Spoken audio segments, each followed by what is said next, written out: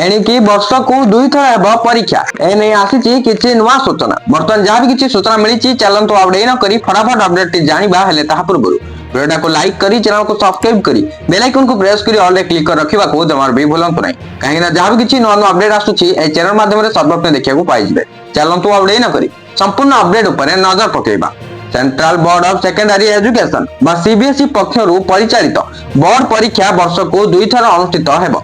आसंता 2025-26 शिक्षा वर्षरु एही नियम लागू करबा को शिक्षा मंत्रालय लक्ष्य रखिथिबा बेले पिलांको चाप मुक्त एवं अधिक सुजोग देबा उद्देश्य रे एपरि योजना करा जाउछि। तेबे वर्ष को दुई थर बोर्ड परीक्षा केवल अनुष्ठित हेबो ता उपरे समस्त प्रकार पदक्षेप नेबा को शिक्षा मंत्रालय सीबीएसई को कहिछि। एथि सह आसंता मासरे बोर्ड समस्त स्कूल रो पिलामानंक सह ए संपर्क रे कथा हेबो। दुई थर बोर्ड परीक्षा संपर्क रे सेमानक मतामत मध्य ग्रहण करा जिवो। अन्य पक्षरे एबे सेमिस्टर व्यवस्था पई कोनोसी योजना नथिबा मंत्रालय पक्षरु कहा जायछि।